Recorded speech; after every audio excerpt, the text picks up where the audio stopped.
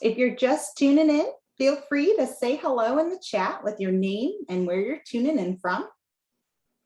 We appreciate you being here tonight. You could be anywhere in the world and you're here with us for this very important and up-to-date information that we'll be sharing with y'all this evening. Let's see. Michael says it seems that he can't change his chat to everyone. We've got Taylor on AV.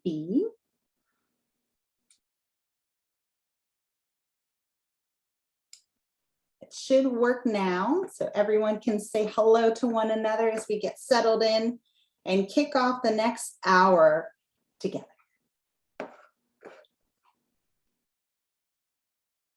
All right. Hey, there we go. Now we've got everyone saying hello. Go ahead and feel free to say hello. Put your name in the chat where you're tuning in from. And I'll go ahead and start sharing my screen and we'll get kicked off with our October 2021 statewide advocates meeting.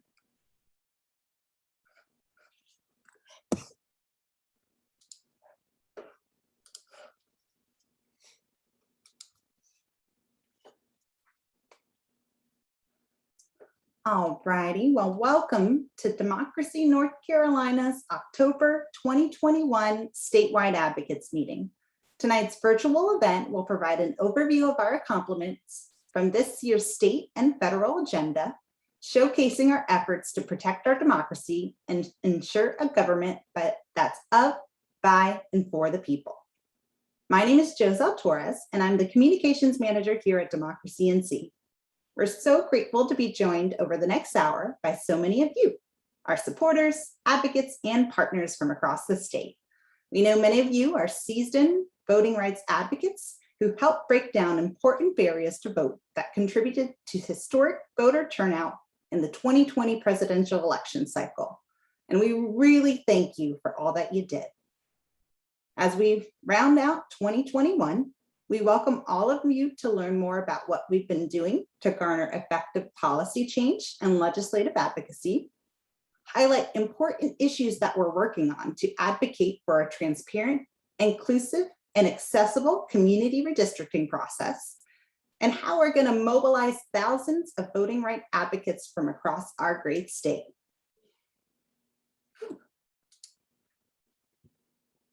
As part of this welcome, we want to remind you that Democracy North Carolina is a nonpartisan nonprofit devoted to building a political system that works for all. Tonight's meeting is a nonpartisan space where we'll share information during at the conclusion of this presentation, answer your questions. Before we get started, I just want to go over a few housekeeping rules. If you're new to our statewide advocates call, just know that during the course of the next hour, you'll be in view only and listen only mode, on mute and have your video off. But you'll be able to see all of the presenters and panelists we'll have for tonight's event. If you have any questions during the webinar, please jot them down in our Q&A box, and we'll do our best to answer them before or during a brief Q&A period at the end of the webinar. We're also recording this and we'll send that out to you afterwards, whether you stay for the whole hour or not.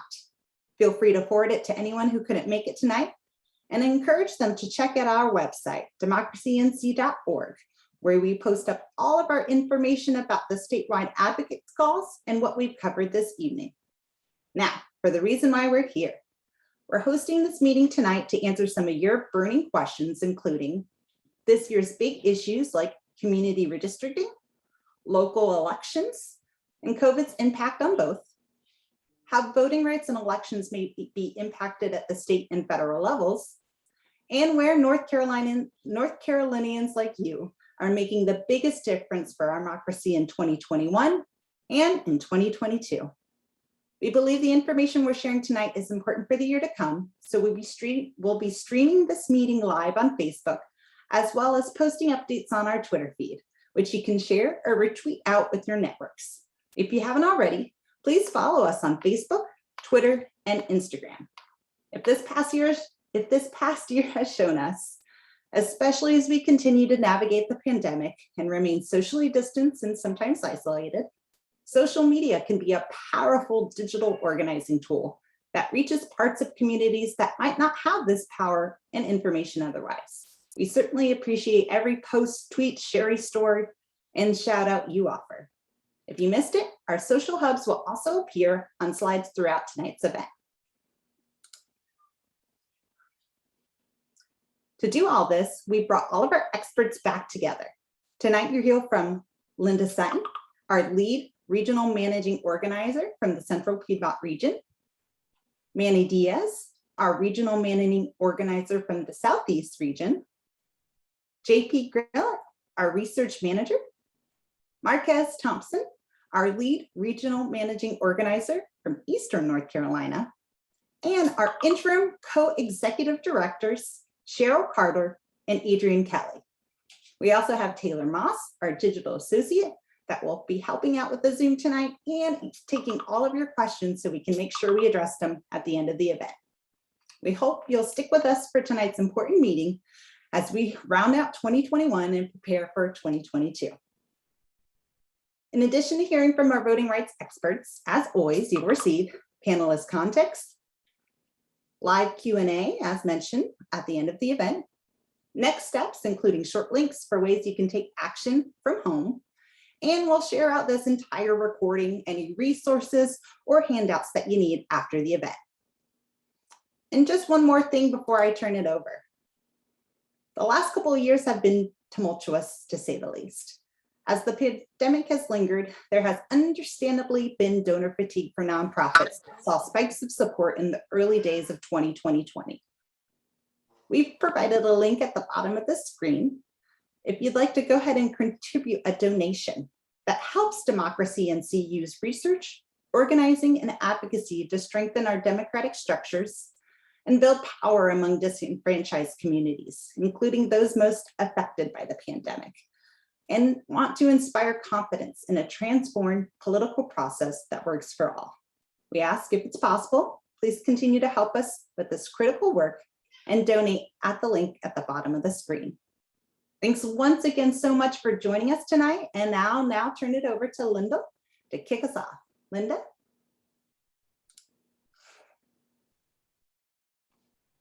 Thank you, Joselle, our newlywed sister. And hello, everyone. Thank you for joining us. Again, I'm Linda Sutton, the lead managing organizer for Central Piedmont region of North Carolina. So you've heard the saying that all politics is local. Well, I say all elections are local. So we know that each state provides funding for their elections. They administer their own elections. They implement the election laws for their state. And all local, state, and federal elections are run by local election officials and local boards of elections. They handle everything from hiring and training poll workers to testing, maintaining, and setting up voting machines, to determining the voting locations, hopefully with your help, processing voter registrations. They're responsible for counting the votes, the absentee ballots, and much, much more. So that's why I say all elections are local.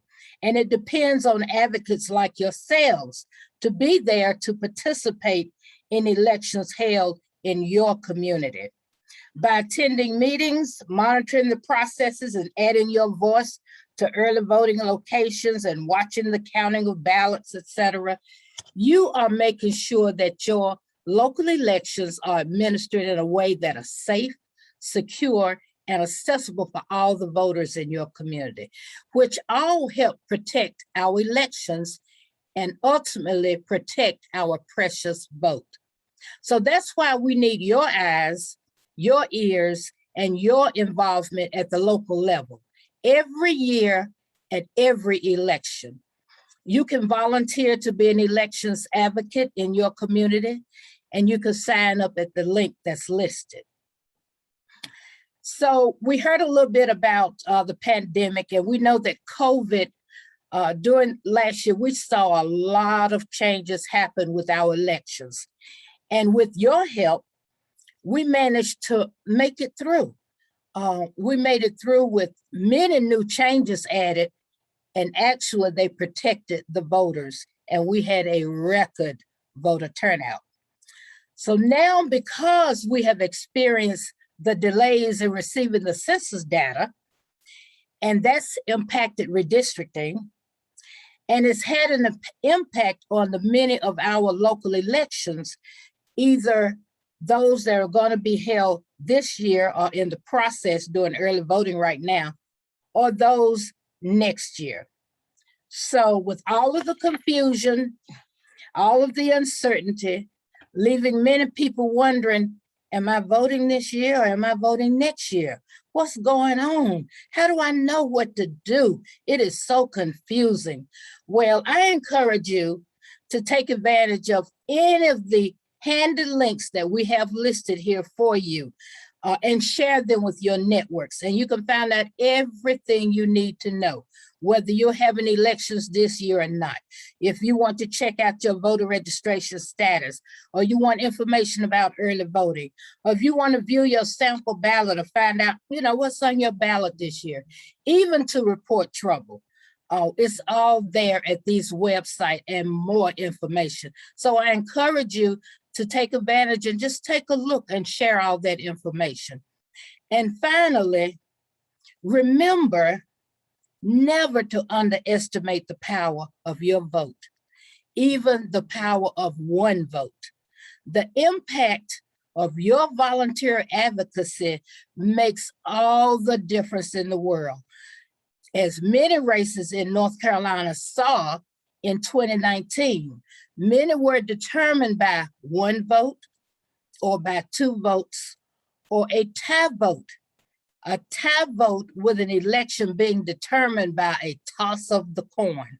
So that lets you know how important your one vote is.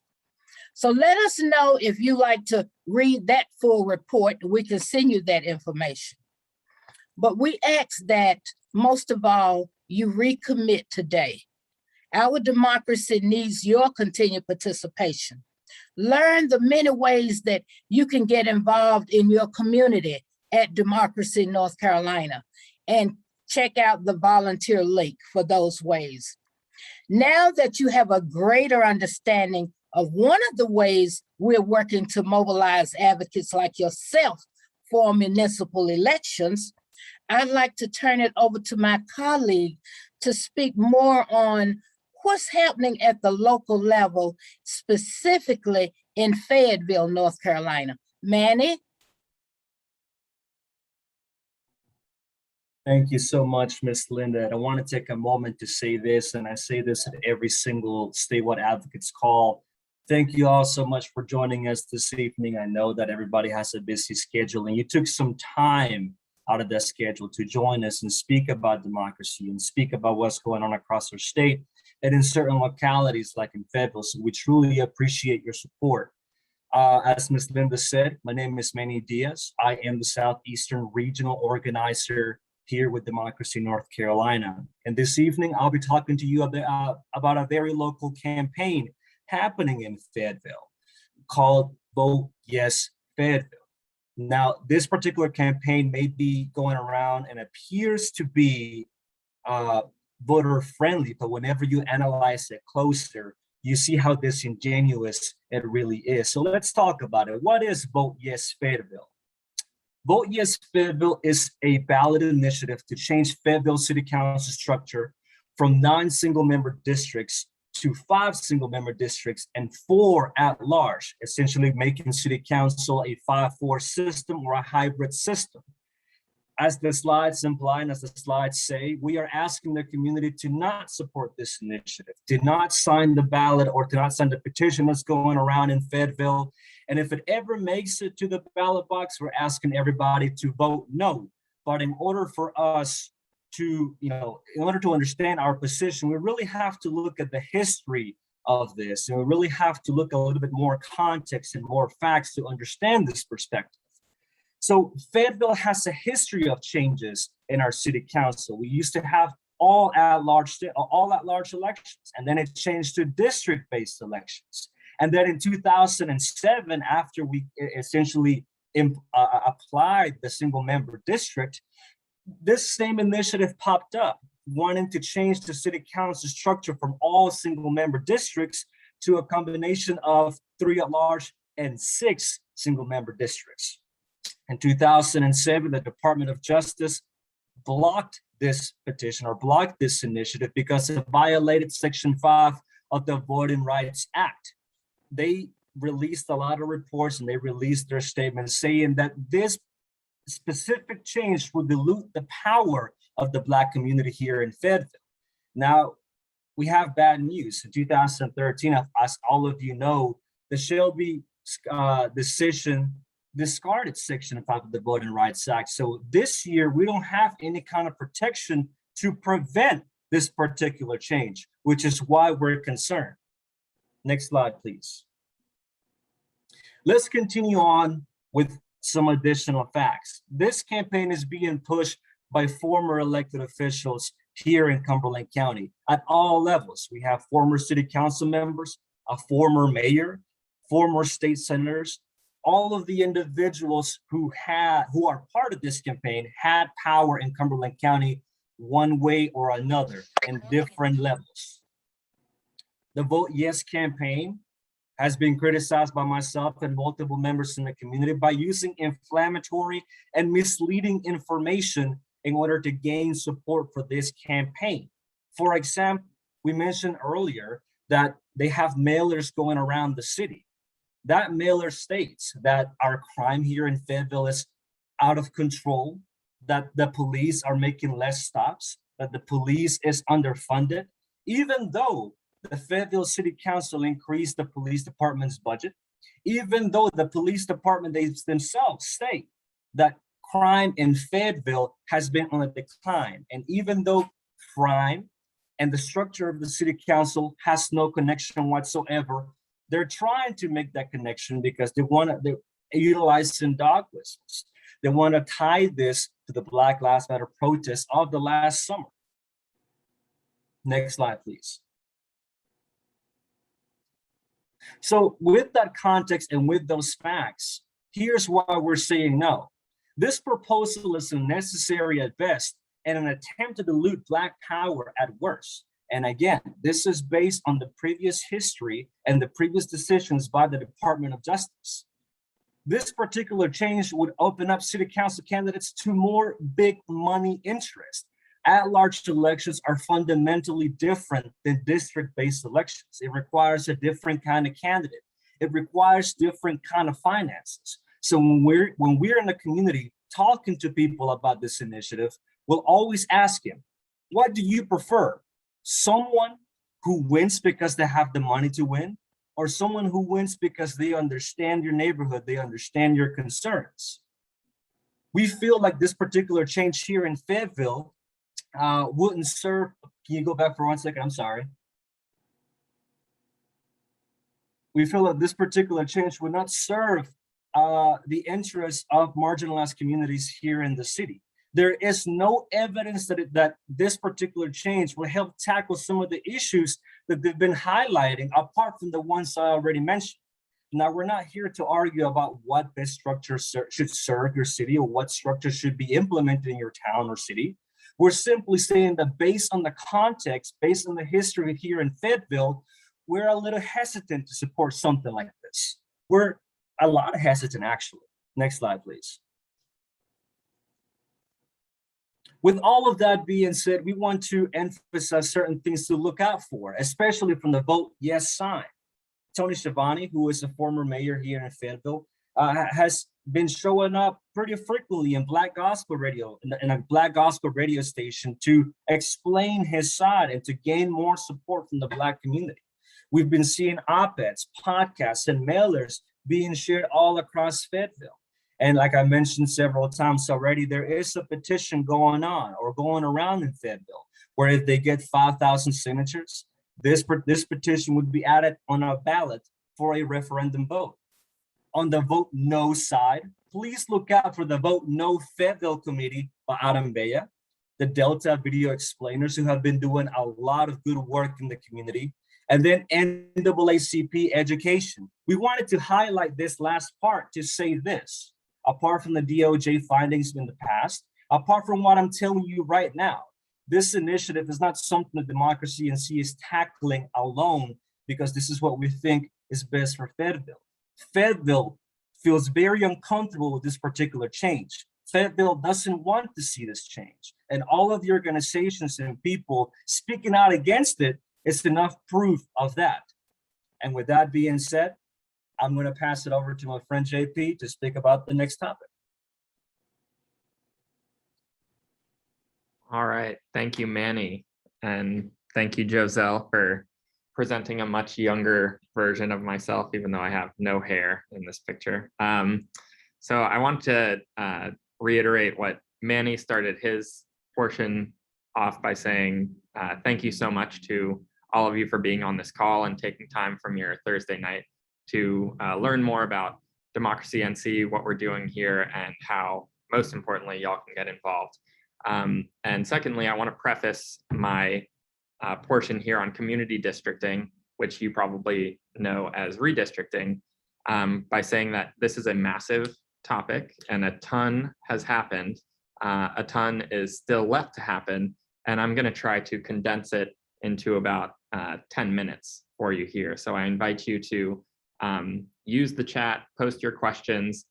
Somebody can probably put my email in the chat, reach out to me directly if you would like, because I imagine a lot of questions will be coming out of this portion. So quick background.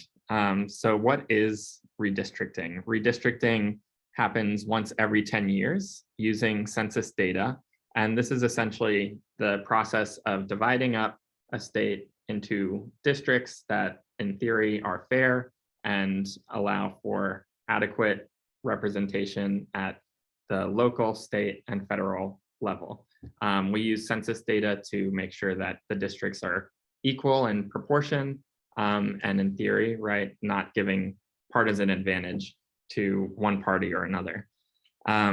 If you're familiar, even in the slightest, with North Carolina politics, you know that we have a complicated history with redistricting. So this year's redistricting was delayed because of COVID and the census being delayed. Our census data was released in August, and that is when the redistricting period officially started off. Over the course of September, we had 13 public hearings. That was an opportunity for people from the community to speak directly to legislators and voice their opinions on what they wanted to see in the maps, what they didn't want to see in the maps, and what they wanted to see in the process of map drawing as well. And one quick note here, back in 2010, there were over 60 public hearings prior to maps being drawn. So, you know, at the beginning of this redistricting process, we were already off to a rocky start in having only 13 hearings. I also wanted to point out that DemNC did some analysis. We had people taking notes at each of these public hearings, and we had at least 51 individuals attended and argued that there were too few opportunities for public input during the redistricting process as a whole. We had 110 people who demanded opportunities to comment on maps after their completion. When I was writing this presentation and preparing, there were no plans to hold any hearings after maps were drawn, but maps have been drawn, and I'll get to that in a moment. During public hearings, we had 108 people demand that their counties remain whole, and we had 122 people speak on gerrymandering and urging the NCGA to take whatever steps necessary to prevent political or racial gerrymandering.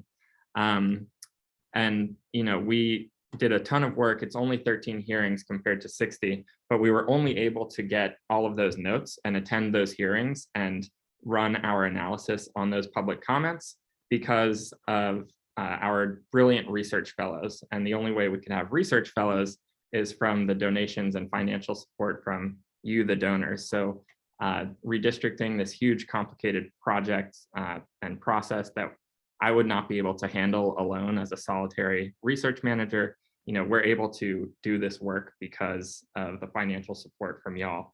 So I want to lift up our fellow Taylor Nodal, who has been helping out with this.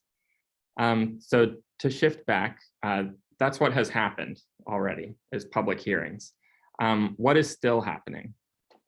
Well, map drawing began on October 6th, and today, in fact, the official maps, I guess you could call them, were released via the NCGA redistricting committee page, and we're going to link to that. We're going to link to our version, well, not our version, but we compiled those maps into one website that you can look at all of them together, because the NCGA website, as you can probably or maybe imagine, is not the most intuitive, and it's not the easiest to find the maps there. Map drawing normally takes place every day from 9 to 5 in 4 conference rooms at the NCGA, with each room being live streamed for public viewing.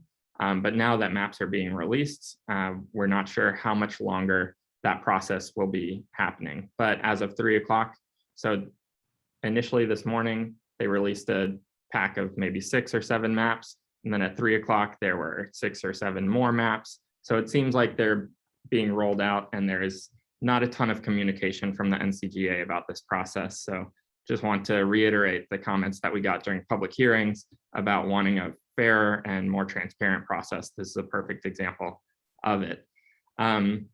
So we have maps, we're looking at them. The other thing that is still ongoing is the public comment portal. So some of y'all may have used this portal to submit your comments and voice your opinions on how you want your maps to look. DemNC has been compiling all of those comments, and we're working on an analysis specifically looking at communities of interest. So pulling out and identifying various communities of interest across the state and localizing them. And we're also looking for comments related to the process, specifically wanting hearings after the maps are drawn. So we have over 2,800 comments that have been submitted, and we're expecting to get more from the General Assembly today and again next week. As of right now, we don't have an official end date or a date that that public comment portal will be closed. So we would love for y'all to take the information we share here and from your networks and go to that public comment portal and submit your comments, and know that DemNC on the back end will be making sure these comments are heard and looked at critically by the actual map drawers. But just for quick preliminary numbers from what we've found so far, we have 475 people who have identified their communities of interest and demanded that they be kept together. We have 570 that have demanded a more transparent process, including having more public hearings after maps are released. And DemNC is receiving new public comments on a weekly basis, so we expect those numbers to go up, especially now that maps have been released. And so I believe, oops, yes, if we could go to the next slide with the hearings. Yes, so here we have, so as of yesterday, there was no schedule for public hearings after maps were drawn. But I guess they did look at some of the comments and saw how many people wanted to voice their opinions after maps were drawn. So we do actually have hearings on the calendar now. But as you can see, there's a quick and tight turnaround, right? The maps were released this morning, and they are hosting hearings on Monday and Tuesday. So they're expecting people across North Carolina to look at the maps critically, get in and out, and make their comments on Monday and Tuesday, which is pretty difficult, pretty infeasible. And we're going to continue pressing the NCGA to have more hearings and more opportunities for public input after these maps continue to come out. And I want to go on to what comes next.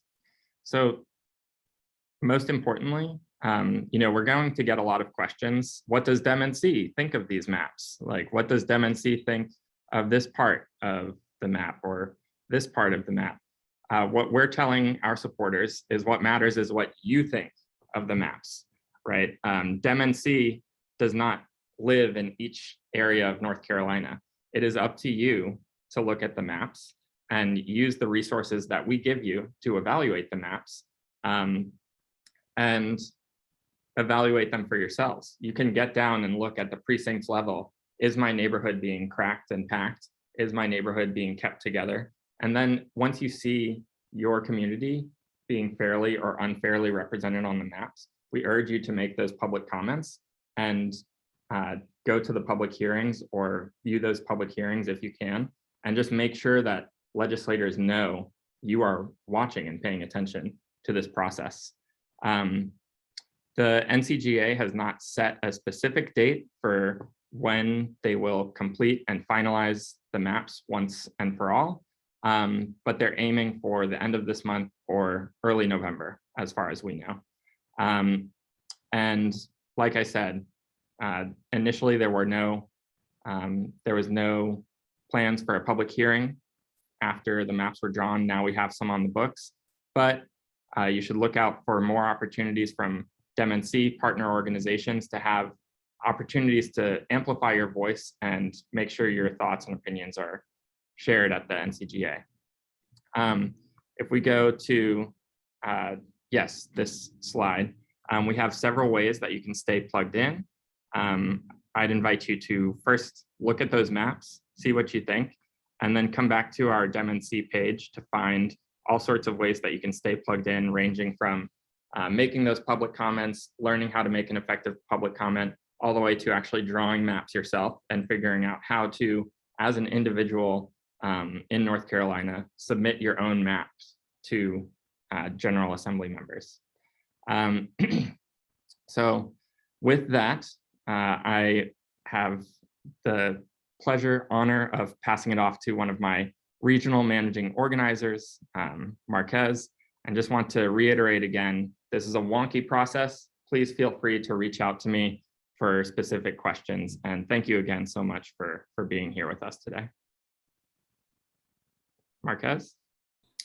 Yeah, thank you, JP, appreciate that. And thank you all for continuing to be with us. I know we have been talking a lot about the work that we have to do, and it's a lot, but I want you to understand that what we have been doing has been working, okay? So with your help, Democracy NC has been able to achieve many legislative victories this year. Excuse me, and I'm gonna highlight just two of them, our victories on HB 805 and SB 360. So House Bill 805, often called the Anti-Black Lives Matter anti-protest bill, excuse me, was legislation clearly intended to criminalize protests, deter people from exercising free speech, and discredit First Amendment rights by misrepresenting them as violent or dangerous acts. So to fight this bad bill, Democracy NC followed the lead of those who would be most affected. And they were led by a coalition called the Black and Brown Policy Network. And so we followed their lead. We assisted with research. Our comms team helped with calls to action. And we asked you, our advocates, to attend events and protests. Our organizing team educated the public and legislators about the problems with this bill and what they should do about it. I remember specifically one legislator told me personally, I'm going to look into this bill, Marcus, now that you put it on my radar. And I figured, he would call me back within a day or so, especially because we were talking on a Saturday. Now, I didn't think he would be calling back pretty soon. That brother called me back in 20 minutes and he was livid. He said, I'll never support this bill. This is a terrible bill. Thank you for telling me about this bill. And fortunately, he was true to his word. Now, I want you to understand that when this bill was introduced, it was a bipartisan bill. Even a number of Black legislators voted for the bill in the House. But because of our efforts through this coalition, we were able to secure a veto of the bill and secure enough votes in the Senate to sustain that governor's veto, should we need to. So this was a great victory for Democracy North Carolina and Black and Brown advocates all over the state. So also, State Bill 360, SB 360, was a bad bill. It was a legislative branch power grab, and it would have limited the power of the Board of Elections and ultimately hurt voters. Again, Democracy North Carolina researched the bill and the harm that it would do. We got the word out to our partners and to our advocates like yourself about the dangers of this bill.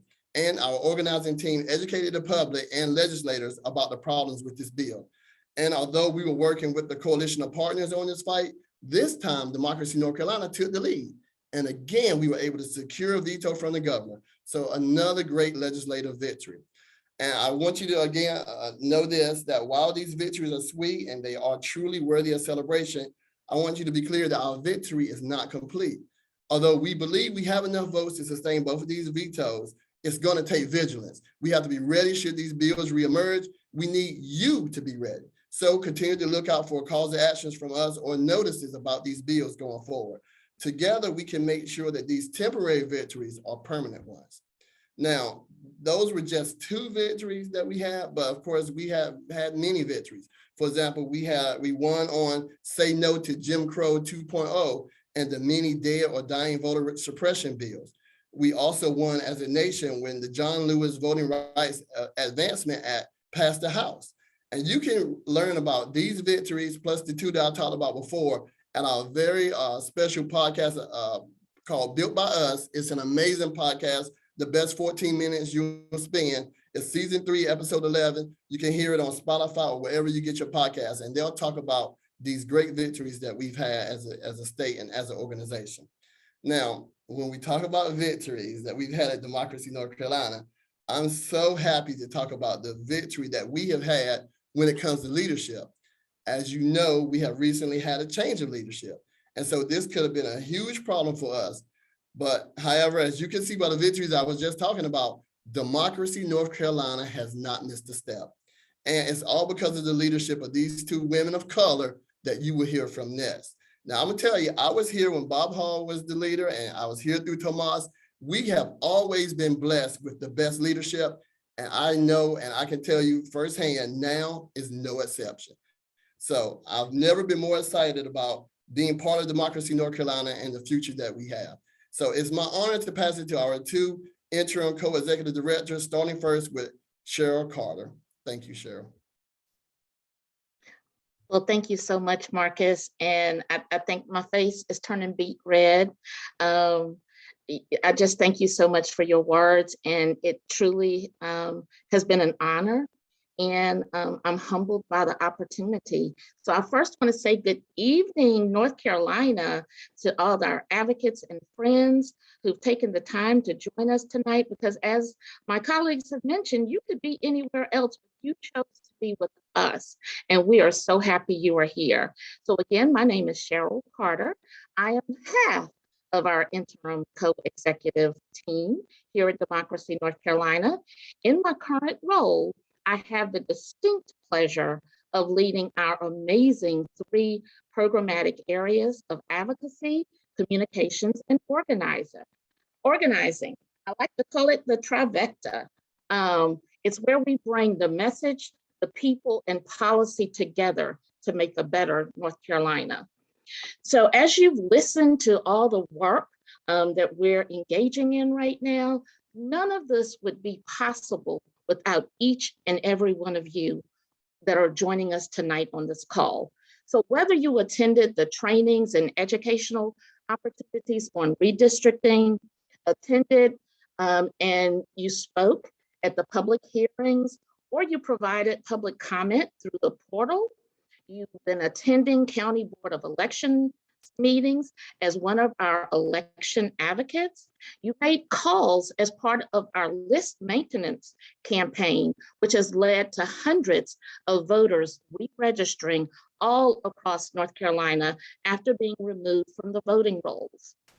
Or whether you've taken action to call upon our legislators, as Marquez just spoke about, to do the right thing, to do what's for the people, for you, for the people of North Carolina, and pushing back on all of this harmful legislation.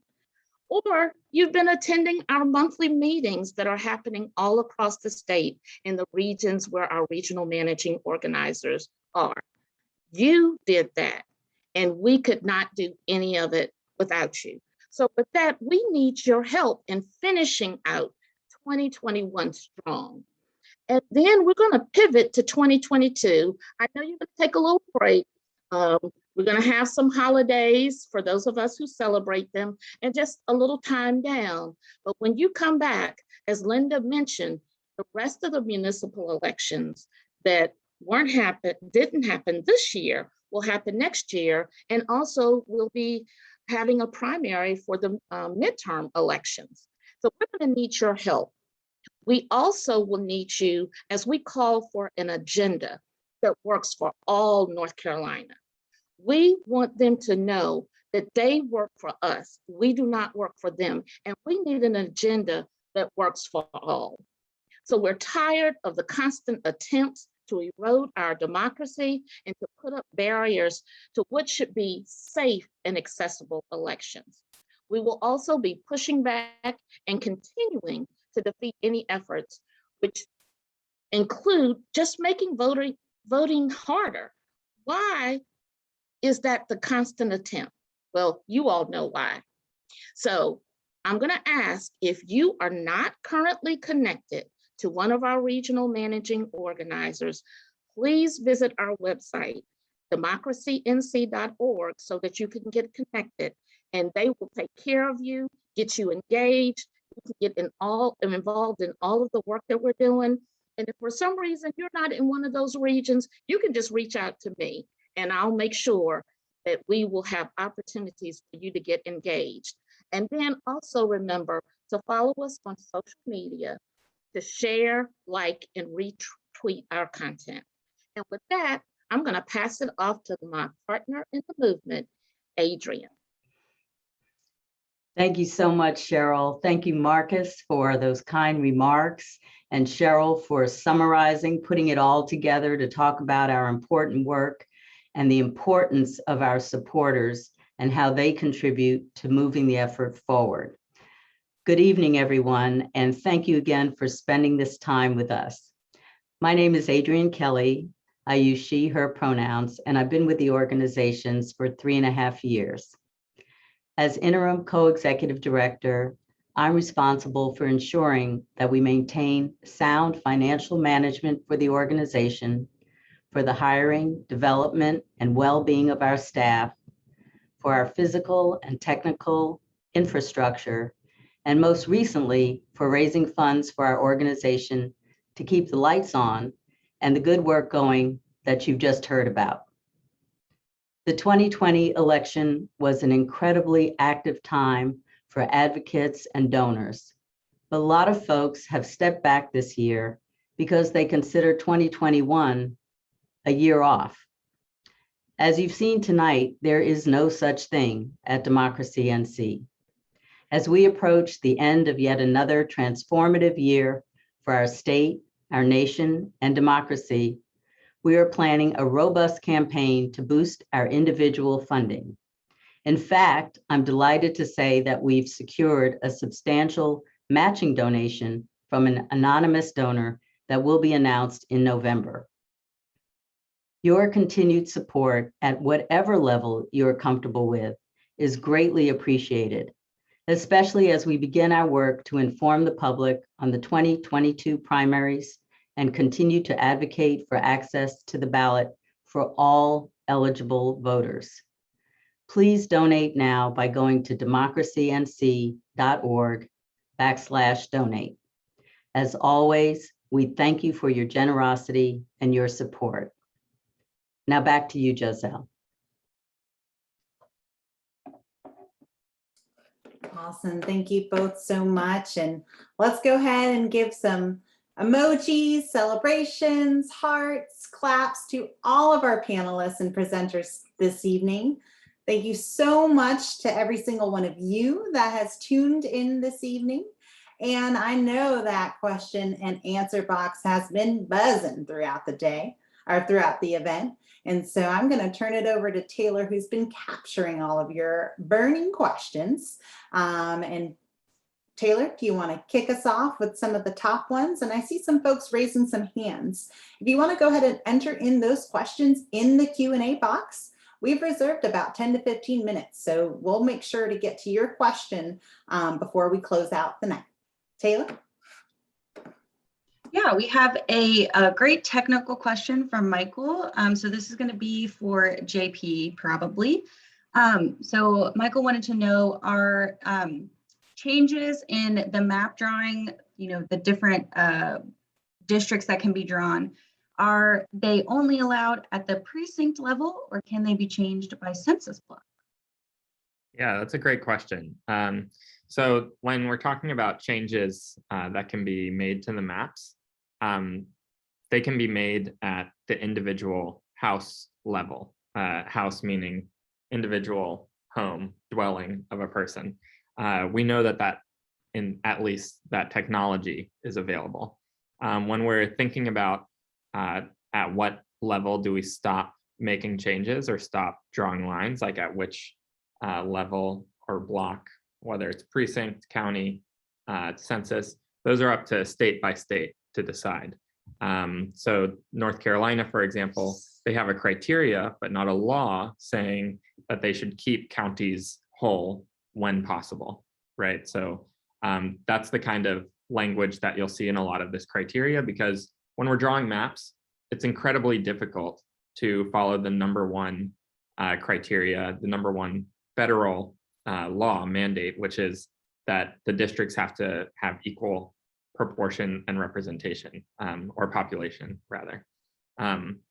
So you can imagine if you try to keep some of these counties in northeastern North Carolina that are very rural and spread out, if you're trying to keep those whole, it's going to be fairly easy to keep lots of those counties whole. But once you get to Wake County, where one little corner might have the equal population to the entire northeast of North Carolina, it's going to be difficult to start keeping entire counties or even entire precincts or even entire census blocks whole.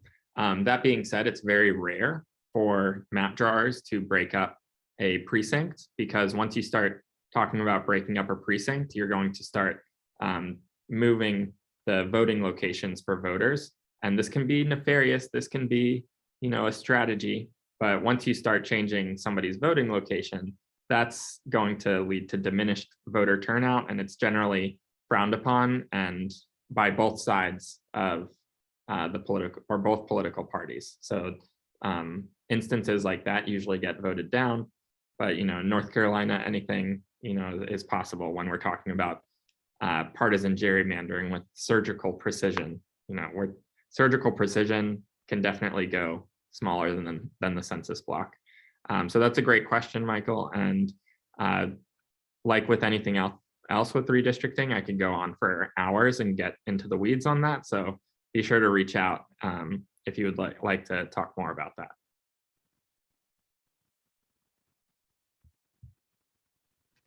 Great, thanks, JP. We have another question for you. So this is the last question that I have in the bank. So if you still need clarification on your local elections, even also redistricting, or anything about Vote No Fayetteville, please throw those in the chat. So JP, or possibly someone else on the call, if someone could go through maybe the litigation part of the map making process that is likely to come, because we didn't spend really much time on that. So that part of the process. Right. So yeah, let's backtrack real quick and just go back to basics about redistricting and who has the authority, who is drawing these maps, and who decides that this is the map that we're going to use for the next election. It varies state to state. We're in North Carolina, where it's all about the legislature. The legislature controls this whole process from beginning to end. They decide what the criteria is. They draw the maps, and then they decide for themselves, like, did we do a good job drawing the maps? And of course, they're going to say yes. And this is how it is in most states. And what I failed to mention earlier, and I'm so grateful we have this question now, so it's reminding me, is that one of the most impactful things that we could do in North Carolina, and that we should be acting on for the next redistricting process, is advocating for and putting in place an independent redistricting commission. Because a lot of the questions that you have for me, and a lot of the work that DemNC is trying to do, is work that frankly should be done by the redistricting commission in an independent and nonpartisan way, right? And this is no exception. So to get back to the question more specifically, what can DemNC do, actively about the maps that are happening. Since the legislature holds and controls the entire redistricting process, the only real opportunity to change those maps that are drawn is going to be in litigation afterwards. And this is why your public comments and your maps that are drawn and your presence at public hearings is so important. Because if you think about a situation where our organization and other organizations want to sue because a map is gerrymandering, it's going to look a lot better, and we're going to have a way stronger case if we can point to 400, 500, 600 comments that said, keep Hoke County, or keep, this part of Greensboro, or keep this part whole, or on the other hand, separate these two counties because we are distinct now. Like maybe in 2010, we were sharing more or less the same economic ecosystem, but now we have distinct, so if we have a large public record, which DemNC is working on keeping organized and keeping filed away and ready for analysis and ready for those big legal battles that are almost guaranteed to come down the line, it's going to be so much more impactful to have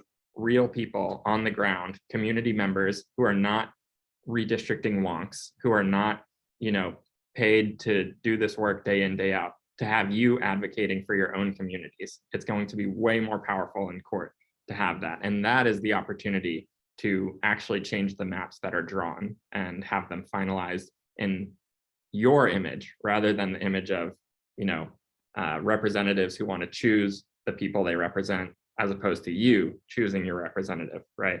So that's why it's so important to have y'all engaged in each of these processes along the way during redistricting. You might not see the results immediately, but you will see the results in litigation.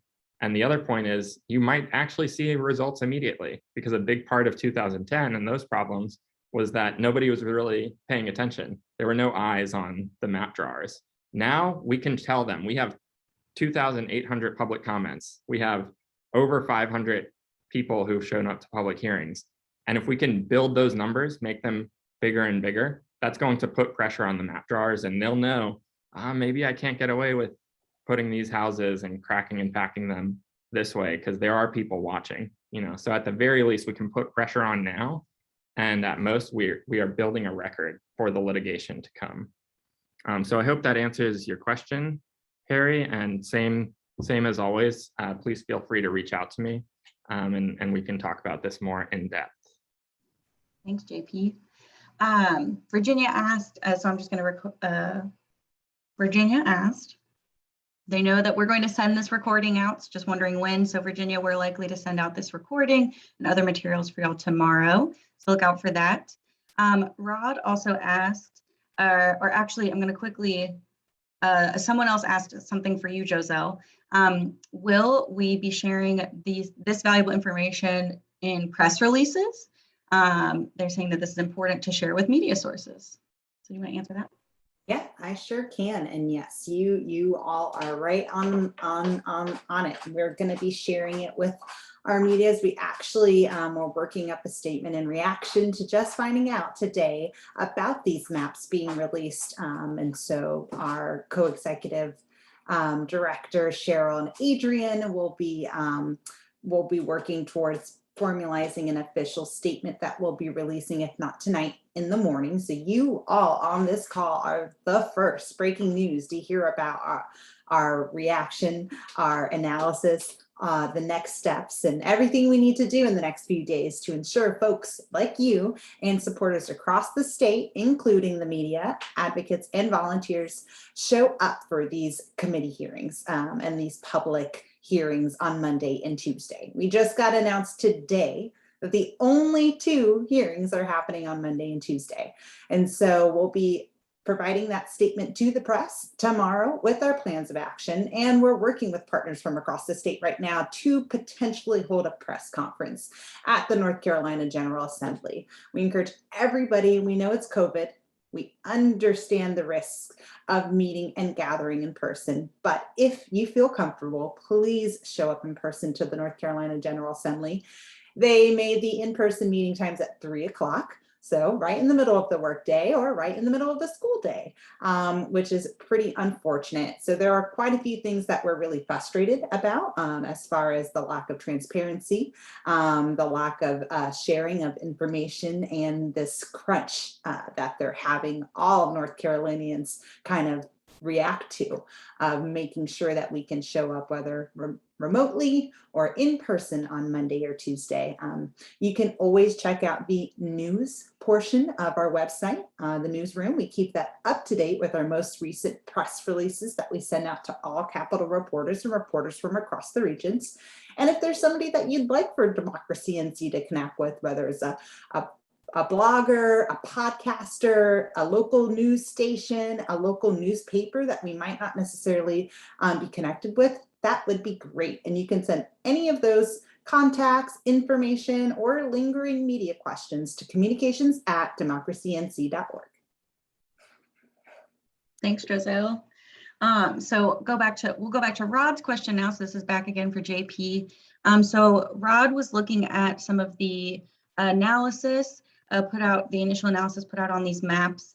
And they're wondering if the most important criteria that legislators are taking into account are, it seems to be first, not splitting counties, second, keeping numbers the same in each district, and then competitiveness. So I think Rod is wondering, is it really important for electing legislators that represent all interests of the population?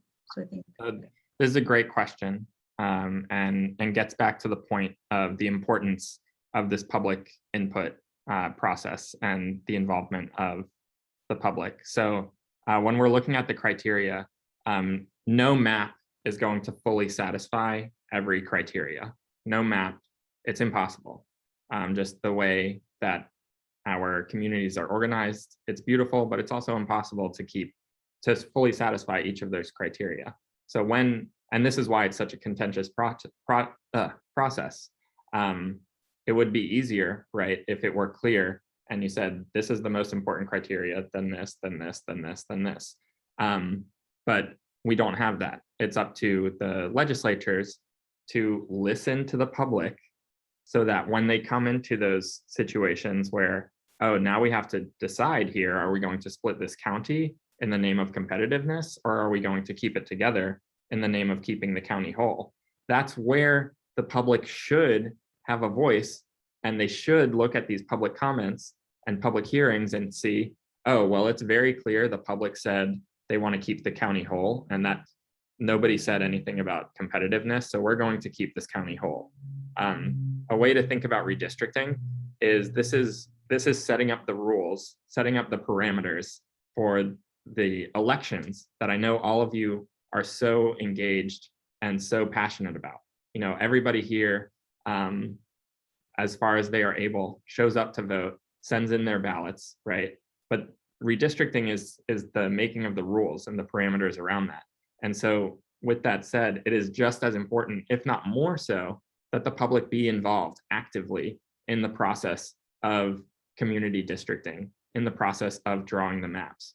And that's why it's so important that we are keeping a record and categorizing all of these public comments so that we can make it easy and extremely clear for legislators and down the line for litigation to say, this many people clearly said, keep this county together, or this many people clearly said, split the county in this way so that it is actually competitive, right?